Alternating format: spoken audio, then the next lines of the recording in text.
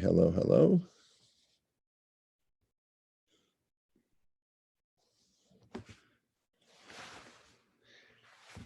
Everybody's so quiet, just like, in shul.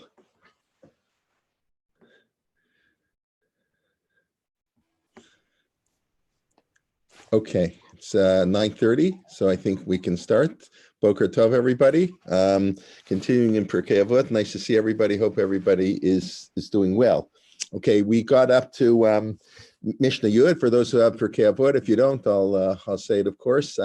Talked last week. We ended up talking about the importance of the court system and how to interrogate witnesses. What I did not say is basically we have two different types of interrogation we do by the court. But basically the one was the basic information, who did what when, as we would say. And if a person doesn't know, you cannot convict if one of the two witnesses, even if they don't contradict each other. But then we have what's known as bidikot, to check things. Those are what we call, like, was he wearing a blue shirt or a white shirt, or was it under an oak tree or a pine tree that it happened? And there the Mishnah says that it's okay if you don't know. You don't have to know that. You have to know when it happened, who did it, but you don't have to know what shirt he was wearing. However, if one says a pine tree and one says an oak tree, then you throw out the case. I want to mention that because the Mishnah says they call him Ben Zakkai. This must mean Rav Yochanan Ben Zakkai before he became a leader. We know until people got smicha, or until you were married, for example, Ben Zoma, you were always referred to as the son of your father. So he's called Ben Zakkai, the son of Zakkai, which of course in itself is an interesting name. Zakkai means to merit, one who merited people, Zakkai, lezakot. So here he would try to merit all the defendants. The Mishnah says Ben Zakkai would keep asking questions on sort of superfluous issues that really had nothing to do with the case at hand. What size shoe did the person have? He would ask all these questions until he would finally trip them up. Till finally somebody with the two witnesses would each give an answer because they thought they knew something, and they would contradict each other. And that way he would let the witnesses go free, or not the witnesses, let the defendant go free. And this is probably in keeping with the view of Rabbi Akiva.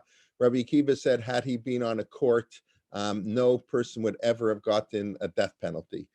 He would have, and the Mishnah says, how could he do that?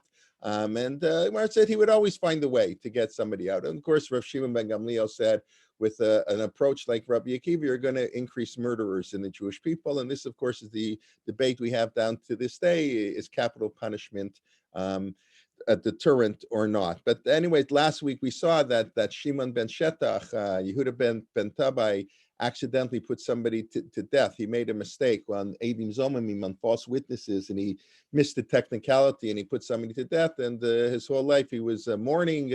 He went to the grave of the person he had killed. And Shimon ben Shetach also made a mistake. He killed 80 women in one day. A court is only allowed to put to death one person a day. And that's why they both talk about the importance of cross-examining witnesses. And when the litigants are in court, we must take a tough position. And when they leave, we have to be nice and friendly. But you have to assume people lie. We have to dana kol adam l'kav zchut. You have to judge everybody favorably. We spoke about it a couple of weeks ago. That's only in our normal interactions. When you're in a court of law, you don't judge anybody favorably. The assumption is the person's lying, and the role of the judges is to find out what that lie might be. But then, when the case is over, it's a whole different ballgame. Okay, so let's continue. Perek Aleph Mishnah Yud. Shmaya v'Avtalyon kiblu mehem. So Shmaya v'Avtalyon, they're already a little bit more famous. As we get closer to, the time really of the beginning of the Mishnah, we're still not really in the Mishnah yet. I mean, they're quoted in the Mishnah, but this is really pre-Mishnaic literature. Shmaya v'Avtalyon are the fourth of the 5 sets of Zugot. It's very interesting. They are the teachers, as we'll see in a few minutes, of Hillel and Shammai. And according to the Rambam, Shmaya v'Avtalyon were converts. They were descendants of Sancheriv. Sancheriv had really a major role in Jewish history, both, of course, in a very negative sense, but somewhat, like you want to call it, a silver lining. Sancheriv is the one in 721 BCE, was responsible for the exile of the 10 tribes, Assyrians and the exiled the northern kingdom, and that was the loss of the 10 tribes. But what he also did, which we know happens in the modern world too, he mixed up all the nations, as the Gemara says, Bilbela Kolomot, ethnic cleansing. That's a very negative terminology today, if you do ethnic cleansing, but that's really what he did. And maybe he did the opposite. He mixed up all the nations, so we don't know who anybody is. So that it's based on that you're allowed to accept an Ammonite or Moavite. I think we spoke a few weeks ago on the day when Rabbi Lezer ben Azariah became, I think in our first class, we spoke about the debate between Rabbi Gamliel and Rabbi Lezer ben Azariah. Should Jewish education be, or let's say higher Jewish education, be for everybody, the elite of the elite, to produce excellent people? Or, only for the elite? That was Rabbi Gamliel's opinion. Or do you have Rabbi Lezer ben Azariah's opinions for everybody? And that when he was appointed, he opened up the Beit Midrash. And then the Talmud says on the first day, the day he was appointed, a convert came and he wanted an Ammonite convert, a descendant of Ammon or Moab came and he wanted to convert. And Rabbi Gamliel said, of course he can't convert. There's a verse in the Torah that an Ammonite or Moabite cannot convert. And Rabbi Lezer ben Azariah said, what are you talking about? Rabbi Yeshua said, what are you talking about? Sancheriv came and he mixed up all the nations. We don't know who anybody is. We don't know the lineage of everybody, and therefore we can assume they're not. So that sort of was a more quote unquote liberal approach, and therefore they let them in. The Rambam people claim that Shemai and Naphtalion were descendants of Sancheriv, the one who created this whole mess. He exiled the 10 tribes, but we don't know who an Amalekite is, we don't know who Ammon is, we don't know Mitrim, we don't really know who anybody is, where they come from. So his grandchildren, great-grandchildren are Shemai of Naphtalion. We have the same idea that Haman's, children, there's a medrash that the descendants of Haman learned Torah, I think it's by Haman, learned Torah in Bnei Brak. Again, so the rabbis really, I think, are teaching us is that the greater the power for evil, the greater the power for good. Just like in physics, Newton's third law of motion, every action has an equal and opposite reaction. So too in the spiritual world. If you don't have the potential to be evil, you don't have the potential to be great. Greatness and evil, and sometimes we know there's a fine line between greatness and evil at times. So people who are evil obviously often have great talent. They just misuse it, and then if we apply that talent, then we have the opposite or the most wonderful extreme, which is of course the basis of the statement that a Baal Tshuva, a repentant, some who returns, is on a higher level than a person who did not sin, because that power for evil is much greater. That's a Rav Aaron Soloveitchik once gave a whole talk about them, was in Yeshiva University, how the power for evil is much, much greater. He explained that's how Shlomo HaMelech knew which mother was right on the kids. It's not because the real mother wouldn't let the kid be chopped in half. It's because the fake mother, the false mother, would let the kid be chased in half. That was an insight Rav Aaron Soloveitchik quoted by Freud, that the power for hatred is greater, so the willingness to kill is much more. So Shlomo Melech knew by the one who was willing to let the kid be chopped in half that wasn't the mother. It's quite a sad insight, but I think it's true.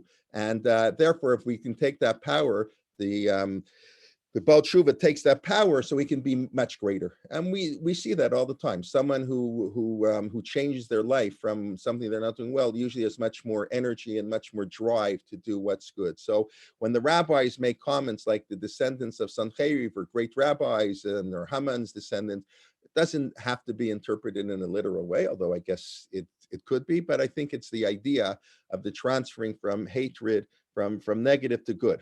Anyway, but the view of the Rambam, the Tosfot Yontif here and the Mishnah, he doesn't like it at all. Lots of people don't like this view of the Rambam, and this gets into a very modern issue, a little bit of a sensitive issue. Those who were on the shiur last night, but Rabbi Aviner, he spoke on slavery, and it's sort of a sensitive issue for modern people. But many people say, what do you mean? It's impossible that Sancheriv, they were converts. Why is it impossible that they were converts? Because you're not allowed to appoint a convert to a position of authority.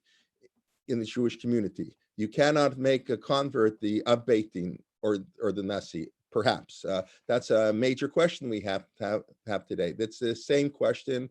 I know I'm opening up many cans of worms, but it's many ways the same question about a woman being a rabbi. The idea that the people of authority have to. It all stems from the idea that you can only have a melech, you can only have a king. The queen is married to the king, but you can't have Queen Elizabeth, who runs, for those who, in Canada, can't have a queen as the head of the state, melech velo malka. And the Rambam famously extends that to all positions of communal authority. Not everybody agrees with the Rambam. And then the question is, how do you define authority? And is a rabbi today have authority? And there are communities, I think there are movements that will not accept. Maybe it sounds really not so pleasant, convert to be a rabbi, but there are others. There are posting. This is not to. I'm not here to give a shiur whether a ger can become chief rabbi, but here in the Mishnah, that's what some of the commentators say. It's impossible that they were converts because Shmaya Abtalyon, because they couldn't be in the Av Beit Din. Now, what's fascinating? It's the Rambam.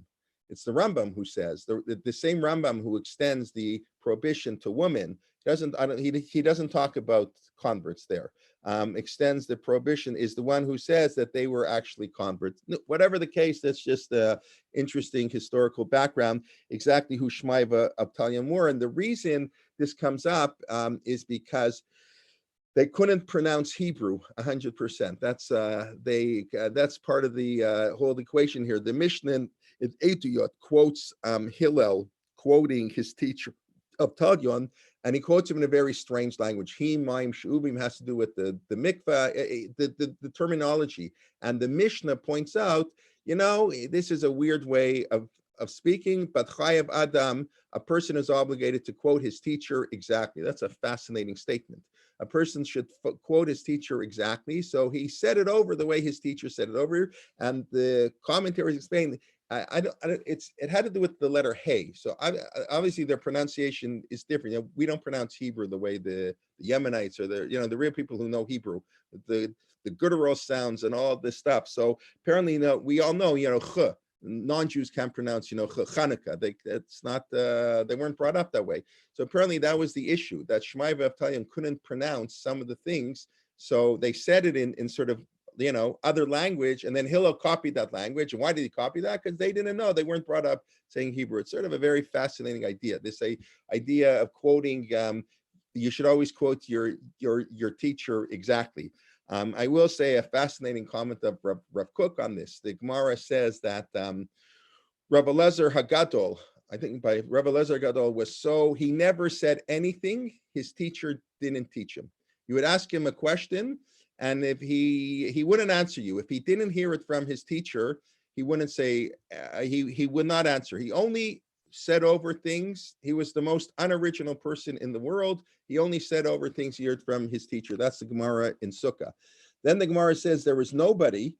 If you heard Rav Eliezer give a speech, you was like listening to Torah from Har Sinai. It was so original and so unbelievable. Wow, people were like blown away. They've never heard something so original. So these Gemaras obviously contradict each other. Was he somebody who was a great original thinker, or was he somebody who was only quoted what his teacher says? And Rav Kook has a beautiful explanation. It's not a contradiction. You can say exactly what your teacher says but you put it in language that's understandable. It doesn't mean you have to quote the same phrase. It means you have to explain over, but you can say the same thing in many ways. And the greatness of Rav Eliezer is he took ideas and then he applied them using the same terminology, the same ideas, but it was like so brilliant and so new. And I think anybody who's familiar with the workings of Rav Soloveitchik would say, I don't know, I don't know that Rav Soloveitchik ever quotes this in his writings, and but I think that this is a perfect description of Rav Soloveitchik. Rav Soloveitchik saw himself as saying he only does what his grandfather does. Okay, somebody's telling me when I look directly to the camera light, it's annoying. It interferes with the view. Okay, so hold on. Let me turn off the light in the room if that helps. Thank you for that comment. Is this any better? No better. Okay, maybe it's the outside. Is this better? This is better. Okay. I'm sorry. All right. I'm sorry about that, but thank you for the comment. Okay, please let me know if I'm annoying you or whatever and you can't see. Okay. Zev, I can't hear you, but okay. Well, fine. Now let me turn on the light so I can see my notes. Hold on. Okay. You can see me still? So anyway, so Rabbi Soloveitchik saw himself as totally faithful to the tradition of Brisk, and he never deviated. But believe me, Rav Chaim Soloveitchik didn't know the first thing about philosophy and Neo-Kantian philosophy, which is where Rabbi Soloveitchik got his PhD. If you read the beginning of Halachic Man, what Rabbi Soloveitchik did is he took terminology from the yeshiva and philosophy, and he merged them into one. So Rabbi Soloveitchik was a staunch traditionalist, at the same time so modern and so innovative, both at the same time. That was Rabbi Eliezer. So one can repeat things exactly from his teacher, and yet at the same time be totally original. That takes a great person, and it's basically applying ancient the Torah to modern life, and that's really I think that's really in one sentence can almost summarize the brilliance and the greatness of Rav Soloveitchik, which manifests itself in so many ways. Anyway, let's get back to what they said, not back. Let's begin what they actually said, Shmai of Talyan. So Shmai says, Ahov et ha-melacha. You have to love work. Usnat ha-rabbanut. Hate being a rabbi. Hate rabbanut here doesn't only mean a rabbi. It probably also means a rabbi, although they didn't have professional rabbis back then. Hate lordship, hate ruling over others, but al titvadal rashut, and don't get too close to rashut, those who give permission. That's of course to politicians. They'll throw you under the bus in 1 second. So the first thing he says is you have to love work. You have to love to work. And the Bartanura points out this has nothing to do with how wealthy you are. You're not working because you have to earn a living. Of course, one has to do that. That's the basic obligation. It's written in the Ksuva. When you get married, it says that the husband's going to support his wife. That's the basic obligation of a husband. And of course, but what the Mishnah here is saying is you have to love the concept of work. Yafet Talmud Torah in derech eretz is a similar idea. Even if you are a multimillionaire, to sit around and to do nothing is an awful life. And the Mishnah doesn't say sit and learn Torah all day. That's not what it says. He says you have to love to work, and the Bartanura says everybody should go to work. Everybody should make a contribution to the physical world, do something. And it's probably true that melacha, ehovet ha-melacha, it doesn't say Ahovet ha'avodah, all right? And we know that in halachic literature, there's a difference between avodah and melacha.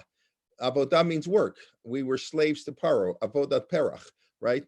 This week's parsha, you're not allowed to make a Jew work avodat perach. You're not allowed to make your work meaningless work, right? Busy work, just to keep them busy. That is no reason. That's a prohibition in the Torah. That's turning him into a slave. That's exactly the parameters. Is for another time. Melacha, we all know, is creative work. That's the 39 forbidden activities on Shabbat. So when Shmaya says Ehovet ha-melacha, if you want to be precise in his terminology, which I think in the Mishnah we can and should be, so it means be creative, like doing things that make a contribution to the world. What is melacha? Those acts that benefit the world. Just avodah doesn't work. And of course, melacha was mainly in the world of it's clothing and it's baking, clothing, hunting, right? All the melachot, the first 11 melachot had to do with baking bread, and then has to how you get your clothes, you hunt and you shear, etc., building. So all the creative activities. So somebody should make a contribution, even if no matter how wealthy you are. So because there's an inherent value in melacha. The Tosfot Yontif has a beautiful, very interesting point. Says, why you have to love work? Because if you love work, you'll do it better. Because things you like to do, you do better. And if you do it better, you'll make more money. You'll be better at what you do. That's what he says. You have to love work, so you'll do better at work. When somebody does a job because they have to do a job, they don't do it as well as if they want to do a job. So somebody should want to work. He actually quotes, that's Yaakov Avinu. yeah, the Torah, I don't know, Torah doesn't exactly say this, but it says Yaakov Avinu, when he worked for Rachel for 7 years, it was very fast because it was like very few years. I would think it's the opposite because he was waiting for Rachel. The 7 years were longer, but it says, no, he loved her so much that it passed by really quickly, the 7 years he had to work. And the idea was apparently what the Tosfot Yonah saying, he loved his work so much, he loved it, he got, you don't notice when you're involved. Why did he love his work? Because his work was a mechanism to get the wife that he wanted. So he put his full heart and soul into it, which we know the rabbis do point that out about Yaakov, and therefore he loved it, he did it better, and time passes. He quotes that, it's very interesting, Tosfot Yonah, and in the same comment, he quotes that very often people who work out in the on the docks, they would sing while they worked. They would sing. Why would they sing? Because when you sing, you're happy. That's we all know that. It's very hard to sing and be sad. I mean, maybe you're sad too. But even there, generally when we sing, we're in a good mood. Nusach is so important for that reason. Singing in shul, singing in the Beit Hamikdash. So people would sing so they would like their work better. No, it's very interesting. But Avot Melachat not at Harabanut. So the link the Bartanur makes, the most commonly love work or love creativity, and hate lordship. Though he says, he quotes the famous Gemara, a person shouldn't say work, that's very nice, it's not for me, I'm too great a person, I'm a Torah scholar, I can't do work. And the Gemara says, flay carcasses in the marketplace rather than ask people for charity. It's a famous Gemara that even a person, the Rosh Yeshiva, if need be, the Rosh Yeshiva, if he doesn't have a way to make a living, he has to go to the marketplace in public, flee the carcasses. That was a very degrading form of work, because to make a living in any way is much more less degrading than taking of charity. Sometimes modern people have lost that idea that to take money from someone was considered very negative. The Gemara talks about taking stuff. You should do anything to avoid taking charity from people. Sometimes today, especially, it's very hard. Where do you draw the line? That's also an important discussion. But conceptually, you should love work and hate. Don't say that work is beneath me. That's if you want to combine the two ideas. The other idea, of course, the Mefarshim point out, and the Bartanur also points this out, it's by lordship will to rule over other people is never a good idea. Our sages teach Yosef died first. It says in Parshat Shmot, when it listed 12 brothers, it says Vayamat Yosef b'chol achav, right? I believe that's how the pasuk goes. Yosef and all his brothers died. So the rabbis understood Yosef died first, and then his brothers. No, that's not so good. Yosef is the 11th brother. So, and none of his 10 brothers died before he did. He died younger. We know he has the only age listed of the brothers who died. I think Levi might have 137 or 133, but Yosef died at 110. And the rabbis say, you know why he died young? Because he lorded over his brothers. He got smoked by Rabbanut. The way he treated his brothers. I'm the big shot here, and when you're the big shot and you rule over other people, it buries you. I think it means really anybody who works in public life, they age. If you do a good job in public, it does age you, and all the concerns, and there is something like that. Somebody has to do it. In other words, in that sense, it's a occupational hazard to become a leader. Isn't, if you take your job seriously and you deal with so many problems and pressures and etc. Like we'll get to, it's not come up, but I can say it now. What's the job of the rabbi? I've often quoted. I don't know if I quoted any of these classes. The Rav quote, not his grand Rav Chaim Brisker, the great genius who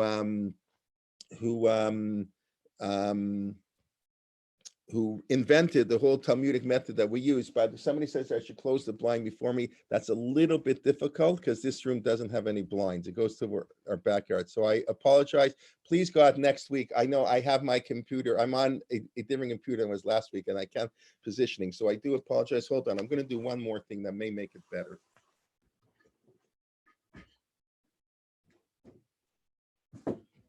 Is this any better? Is better? Yes. Better. Yes, Okay. You should have told me earlier. Okay, the chair's less comfortable, but okay, that's my problem. So Rav Chaim Soloveitchik, the great innovator of the Talmudic method, was a community rabbi in Brisk. I'm sure many of you have heard this. He has a famous idea. He was interviewed.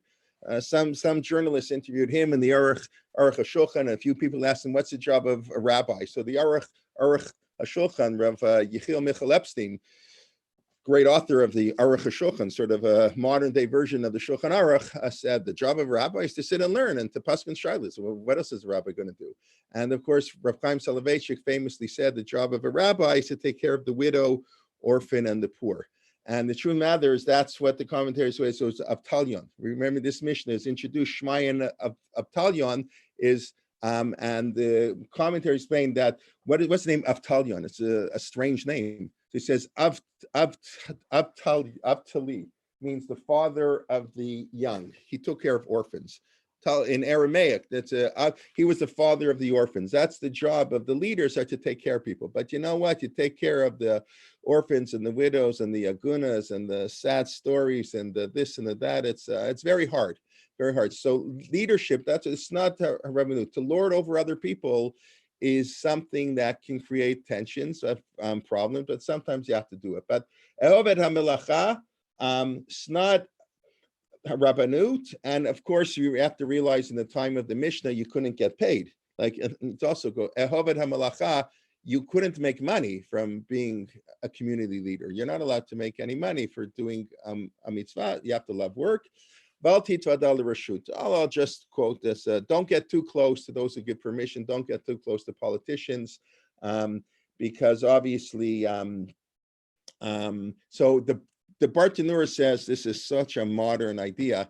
Don't be so close to them so you'll get appointed to a position of power. That's how all politicians work, right? The Israeli government is not being sworn in because this one wants the cabinet. It's amazing, 120 members and 36 cabinet ministers. It's like unbelievable. But okay, I don't want to talk politics, but I just did. I'm sorry. But because everybody wants power, everybody, I'll be your friend and buddy up to get a position. Said you should never do that. We know that in the 1900s, Shaul Stamper, in his book on Eastern European rabbinate and the community, one of the raised the status of the rabbanut went down in the 19th century. Is you had people from wealthy families. They would buy their position as the rabbi. And people often have this misconception that most people who studied Torah were poor. In Eastern Europe, it was the exact opposite. Only the wealthy could study Torah. If you weren't wealthy, you couldn't go to yeshiva, because when people went to work at 14, 13, 14, 12, they became an apprentice. They went to work. The idea of last education was insane. The community couldn't afford anything. A rabbi would negotiate the salary. They can get 3 people to learn, with me. The communities couldn't afford it. So the only people who went to learn in yeshiva, 95% of them, I don't know the exact number, but a very high percent came from very wealthy families. And then, of course, the wealthy balabatim at a time would want to marry the good boys in yeshiva, their daughters, marry off their daughters. So there was, of course, a merging of the rabbinic elite and the financial elite.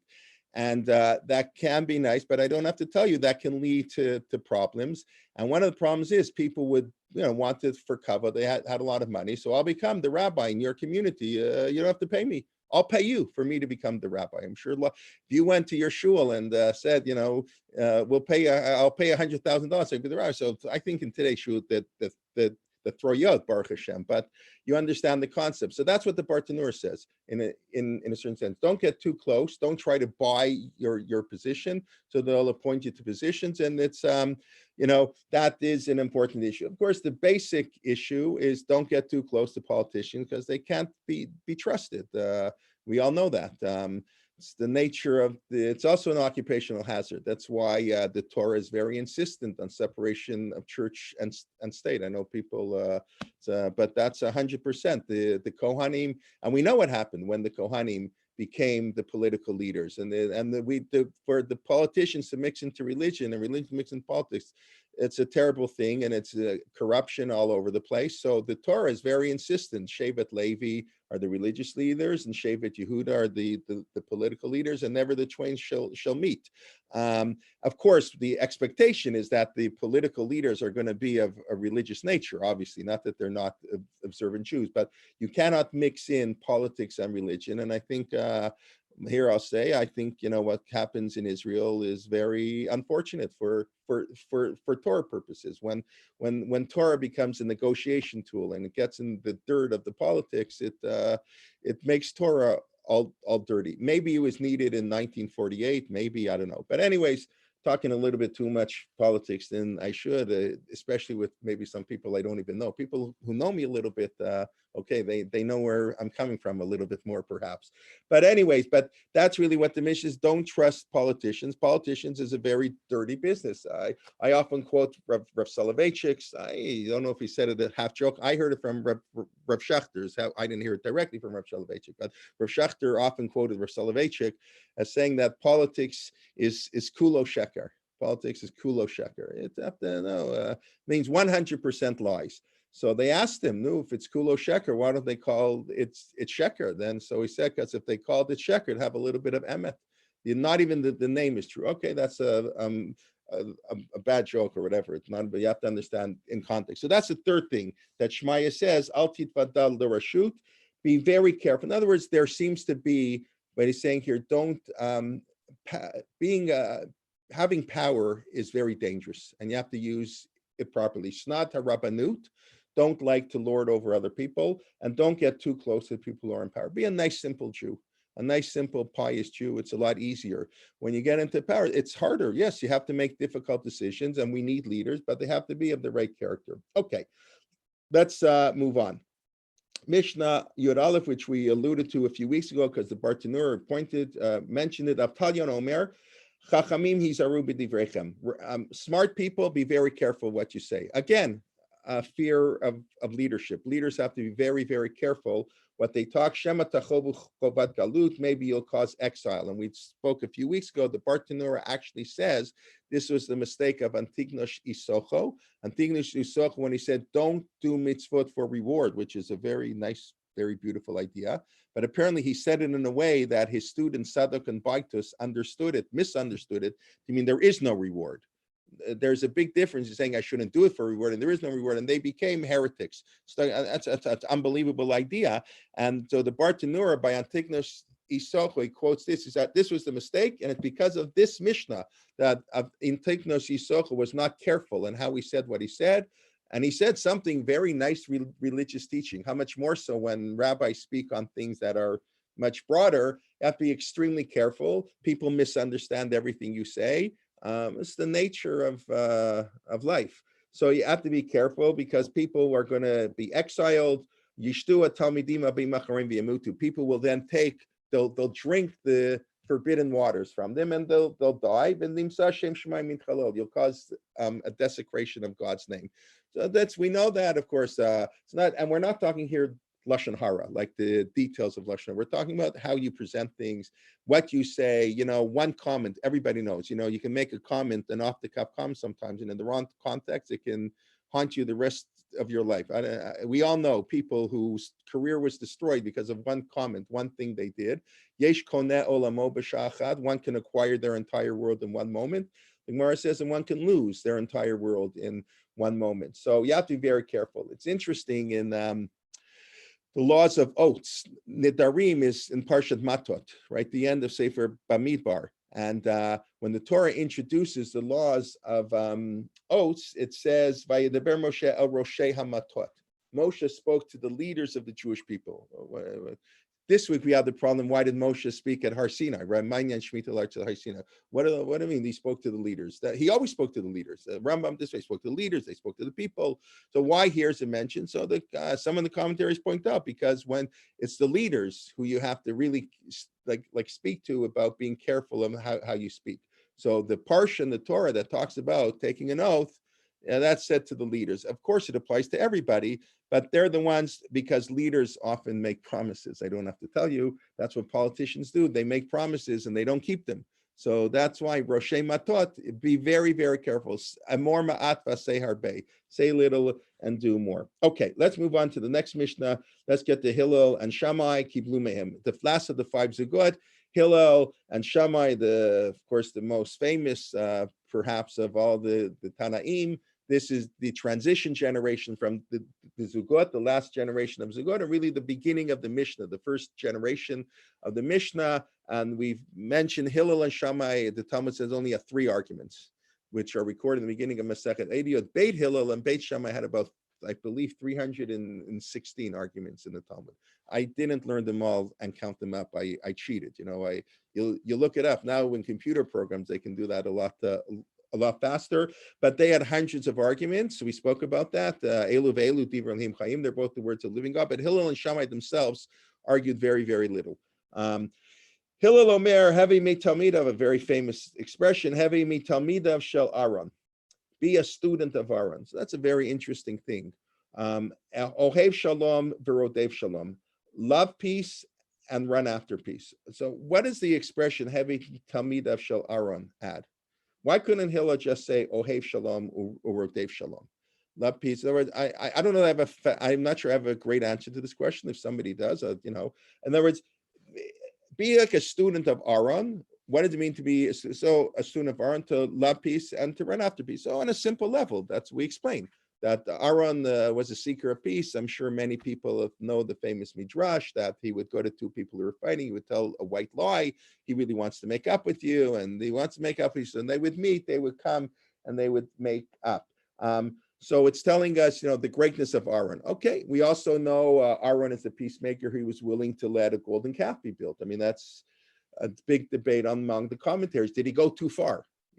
How far can you go in bending over and being nice to people? And that's really a machloket in the Farshim. The Torah itself seems to hint that Aaron went too far when not in Kitisa. The Torah often does that. The Torah later on in Parshat Akev, when it says that when Moshe recounts the story of the golden calf, so Moshe says he prayed to God for God to listen, and I forget the exact language, but God listened a little bit. God listened to the birth, but not totally. And Rashi says, he killed Nadav and Avihu, but he let Elazar and Itamar live. It's like, wow. In other words, that the punishment for the Cherega was that Nadav and Avihu. That's not how we normally understand Nadav and Avihu. They got drunk or they did something against Moshe and Aaron.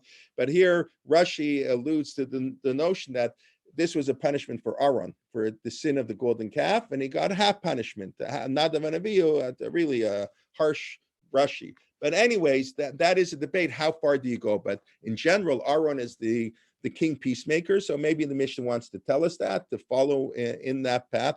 Even Aaron can do that. I think the Tosfot Yontif said the Torah, the Mishnah wants to point out that even though Aaron was the younger brother, we all know that Sefer, he was the older brother, that Moshe was the younger brother, that in Sefer Bereshit, every family fought.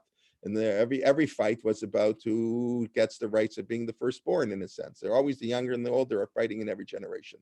And the older resents the younger. So here you have Aaron, even though he was older, was understood the greatness of Moshe. They worked together so beautifully. There wasn't any jealousy. So that's perhaps to stress that point, that Aaron HaKohen was willing, even when you feel, I'm more deserving, but you realize that maybe someone else is more deserving, someone else who's young.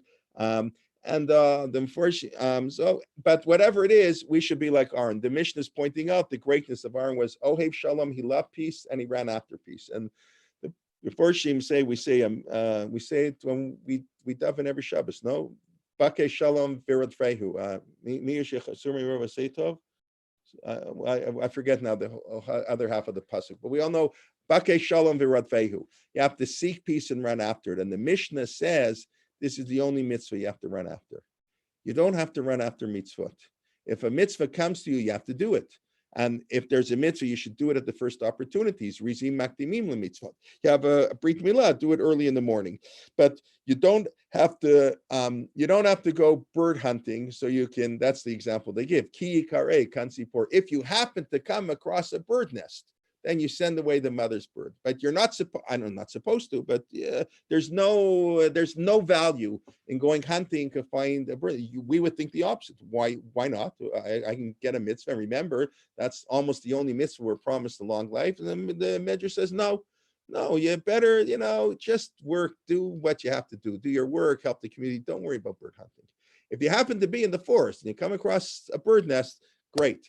But ki kare, if it happens, the same thing, lost object. Rav Moshe Feinstein goes so far as to say there's no mitzvah. I mean, it's a funny thing, but like there's no mitzvah to become wealthy to give a lot of charity. If you're wealthy, you should give a lot of charity. I don't know that that's exactly true. I think there's some people, their role in life is to be very wealthy and to support, to give lots of tzedakah, but whatever. But the idea was, it's not, you don't have to do even tzedakah. You don't have to do tzedakah. And the Torah says, im kesef talbed ami, if you lend money. So there are a lot of explanations why it says im, but the one simple one is if you can afford it. Im kesef talbed. Many people can't afford to give charity, can't afford to loan people. That's fine. Nothing wrong with that. The only mitzvah you have to run after is peace. Ohev shalom v'rodev shalom, bakeh shalom v'radfeu. And because peace is so important, we can tell a white lie, like Aaron did. I want to point out this Aaron Levine has in his articles, the great Rabbi Dr. Aaron Levine, my dearly departed professor at Yeshiva University, really the person in many ways who, like same way how Lord Jacobowitz sort of invented the field of Jewish medical ethics. So Aaron Levine kind of invented the field of Jewish business ethics. It's not as popular as Jewish medical ethics, but it was a tremendous Talmid Chacham, really great, enormous Talmid Chacham, and a PhD in economics, the head of the economics department at Yeshiva University. I took a number of courses with him. He's written at least 5 books, more than 5 books, many articles on applying Torah economic principles to modern life. If you're interested in that field, it's amazing. Beautiful how he talks everything. He talks about all the advertising, I mean, anything you can think of, investing in the stock market, external cost, trade barriers, anything you talk about from a halachic point of view. So when he talks about lying and jobs in the marketplace, and when you have to do things, how far can you go, etc. So he points out 2 things that, of course, we can lie. I mean, it's not for peace. However, there are 2 exceptions to the rule. Anybody want to guess? I've been talking a lot. I don't know if I see if who's anybody want to guess what or maybe what the 2 exceptions are. You can put it in the chat box when you're not allowed to lie, even for peace. Okay. Does that mean I have to go on? Okay. So so the 2 exceptions seem to, number 1 is a beautiful idea, children. Adults understand nuance. Kids are brutally honest. We all know that. They're sometimes too honest for our liking. But we know how dangerous it is. But if you teach kids to lie, it's awful. It will ruin their character because their character is developed. So, like for example, Rav Shlomo Zalman Auerbach has a tshuva. Let's say a meshulach comes to the door, whatever. You get a phone call from some agency. You don't want to speak to them, so they say, "Hello, can I speak to Mr. or Mrs. Kelman?" So I know, so I say they're not home. Okay, that's a lie. They are home. But what I'm going to say, I don't want to speak to you. It's not so nice. So you say they're not home, call back. That's what I often do. Occasionally do. But if there's a kid in the room, you cannot do such a thing, because the kid, when you're not home, the kid doesn't understand that I'm not obligated to speak to everybody who comes to my door. So it's very important. You cannot lie in front of kids. The Gemara has a funny story with, I believe it was Rav, and now I have to check. Him and his wife, I guess they didn't have, not all the rabbis had the greatest marriages in the world. Maybe they had a great marriage, but maybe on this issue, not a great marriage. Anyways, the Gemara says when Rav would ask for, pea soup, his wife would make, carrot soup. And when we'd ask for carrot soup, his wife would make, pea soup. And this went on all the time. So he never got the soup he liked. Okay. So a whole different world, right? The way he, one day he said to his son, mommy's really nice. I asked for pea soup and I got pea soup. She's changing her way. So the kid said, no, Daddy, you don't understand. When you asked for pea soup, I told mommy you wanted carrot soup. So she would make you pea soup. So the father told the son, don't do that. Limdu b'neim, sheker. Don't teach your kids ever to, even though he didn't tell his kid to lie, but his kid did that. So you never allow kids to lie because that will ruin their character. That's one important exception. The second exception is habituality. This is where Aaron Levine talks about it a lot. I have to lie on a constant basis. If I'm in a work environment, if I see my boss cheats, lies to a client, so I may not have to whistleblow. If you're an outsider, you have to whistleblow. But if I'm an insider, I might lose my job. So more than 20%, and it only happens, probably I don't have to whistleblow because to violate a sin passively, I don't have to risk my livelihood. But if it's every day, if I'm in an environment where the whole culture is cheating and cutting corners, then you cannot be in such a culture. I just pointed out because I think it's an important idea. You can lie sometimes for peace, but you have to be careful. It's not like this blanket thing. And I think it's a beautiful idea. You have to be very careful with younger people, and you have to be careful that you can do once in a while, but you can't do it every day. Okay, just very, very quickly. And then I just, you have to love people. That's also apparently what Aaron did. You have to love people and bring them closer to Torah. And I remember I heard this directly, I believe, from Norman Lamb. He should be well. Dr. Norman Lamb, president of the university. And he said these are two, I think he quoted Rav Chaim of Volozhin, these are two independent ideas. It's not that we love people so that we can bring them to Torah. This is not a kiruv mission. I'm going to invite you to my house, and be friendly with you, because if I do that, you'll come to love Torah. You have to ohev et habriyot, umakarvam the Torah, and bring people closer to Torah. Now, of course, if you love people and you're an observant Jew, you're much more likely to bring them closer to Torah. As a matter of fact, the Mefarshim point out what Aaron did, besides telling the two people they want to make up, is he was very friendly to people who were sinners. And the Tosfos Yontif says he kind of disagrees with what we spoke about last week. Nita our Bailey, harchek mishachein ra, run away from a neighbor. That's not be a direct contradiction. And Aaron HaKohen felt a little bit different. Says if I want to have any influence on my neighbor, I have to be friendly with him, even if he's a sinner. That's the way you have to ohev et habriyot everybody, and that would often bring them mekarvam.